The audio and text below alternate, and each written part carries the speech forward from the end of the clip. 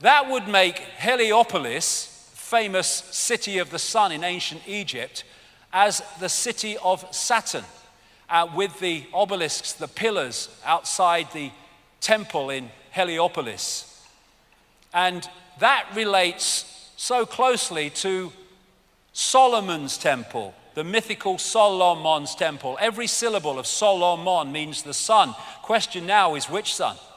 And again, you've got the two pillars outside, just as with the one in Heliopolis. Then you come to Freemasonry, and its temples have the twin pillars worshipping the sun, the Saturn sun. Come to that as we go along. So when you go in this symbol, absolutely obsessed network, you come to the twin towers, the twin pillars. A coincidence? No chance. And what are the chances of this if that is the Saturn sun, Heliopolis? This obelisk in St. Peter's Square is an original obelisk put there from Heliopolis, I would say the city of the Saturn sun. And I've been saying for years and years and years and years that the Roman Church is worshipping Saturn. The Bennu bird of Heliopolis was symbolized as Atum Ra. Both symbolized Saturn. And the Bennu bird became the phoenix, which became the eagle, as Freemasonic historians talk about. They worship Saturn as the old sun, the dark lord, and the lord of the rings. Later, Satanism is Saturnism.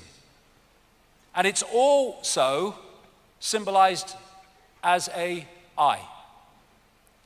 Now, what Talbot concluded from reading all these accounts of what happened to Saturn was this, that during these catastrophes, this is a quote from his book, the subject of the global creation legend, the global catastrophe legend, is a spectacular cosmic event actually witnessed by the ancients. Massive quantities of cosmic debris exploded from Saturn, clouding the heavens and eventually congealing into a vast band around the planet. Now, the band is described, like he said, as around the planet. However, what is described is the reflection onto that band of the sun we have today, made it seem from Earth as if there was only part of it, like a beard. And as the day moved on and the sun's angle moved, it's described as appearing that this band went around Saturn, as I'll explain. Now, this is one of Saturn's moons, and I only put this up here because it shows this light behind it. Now, the source of this light is not the same as I'm talking about, but it just gives a feel today, looking at that angle of that Saturn moon, of what it must have looked like in the way they described from Earth. This band, this luminous band. And what they said is as the sun moved round its angle in relation to Saturn, it appeared from Earth that this was moving around the around Saturn. But that became the main symbol because that appears to be what it looked like for most of the Earth day at that time. And so you see symbols relating to that all over the ancient world, which Talbot came up with. Let's just go further forward here, I'll come to something else. There's loads of them with the band and the disk Saturn. Loads of them like this, with symbolized as the horns with the planet, the sun in the middle of it. And Lord of the Rings was a name given to Saturn. And here you see in the movie, you see the same symbol and the eye of Sauron, the reptilian eye, as the source of power. They're using it now in Apple products as well. Here you have the man who started a satanic secret society in Germany called the Brotherhood of Saturn. And these are Saturn symbols, and there you see the round circle with the dot in the middle and the horns. Now that round circle with the dot in the middle is said today still to have been an ancient symbol of the sun. Well, there's nothing when you look at our sun to use a symbol like that to symbolize it. But you look at that symbol in relation to what Talbot's saying, and it's very obvious what it was symbolizing. You had an unbelievably Saturn-esque stage show done at the Super Bowl in 2012 by Madonna with the luminous fiery eye again.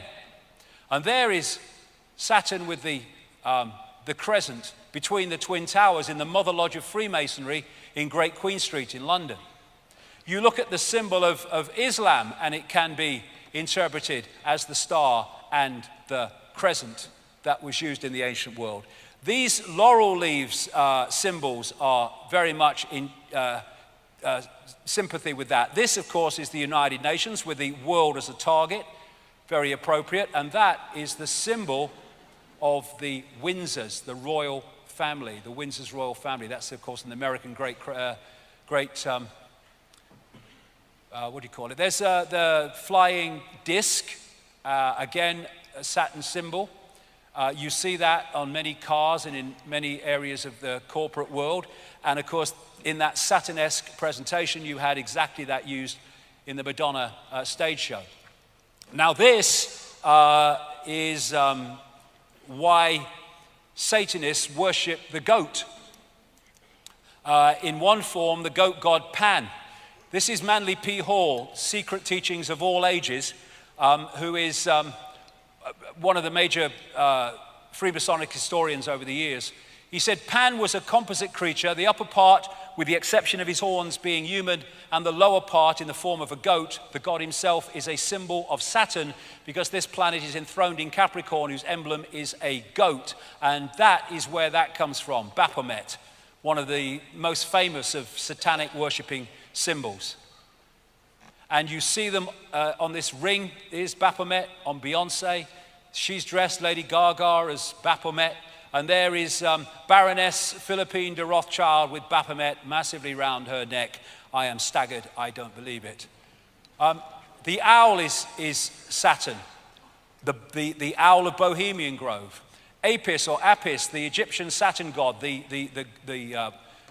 bull god, the god of Saturn, and that's where you get the golden calf and all that stuff. And again, you've got the money system symbolized as the bull as well. Now, I said earlier that numbers are just digital expressions of frequency waveform information fields.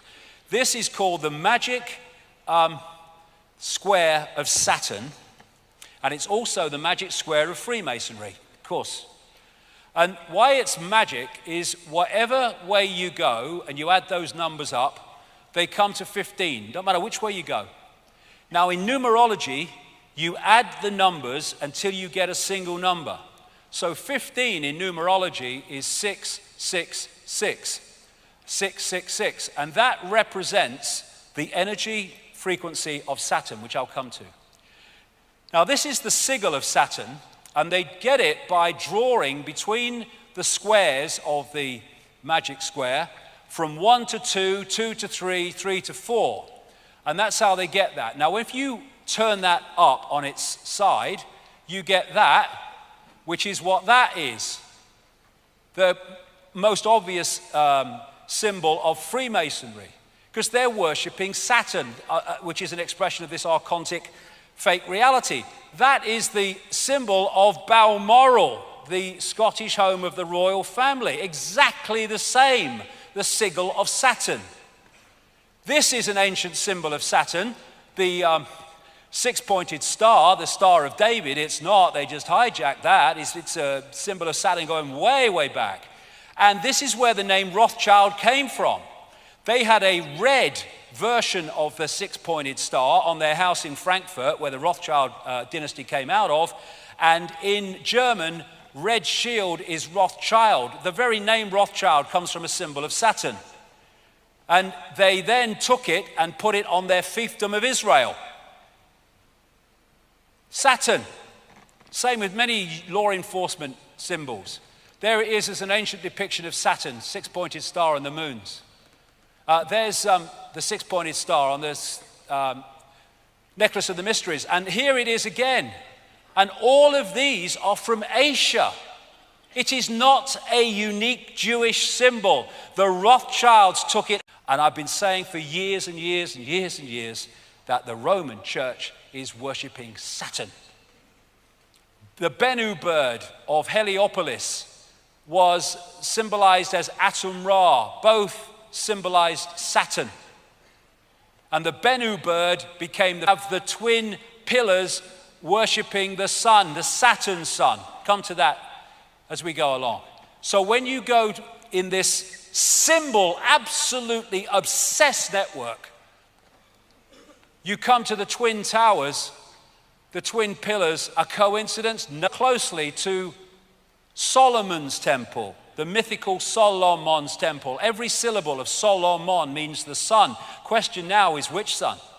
And again, you've got the two pillars outside, just as with the one in Heliopolis. Then you come to Freemasonry and its temples.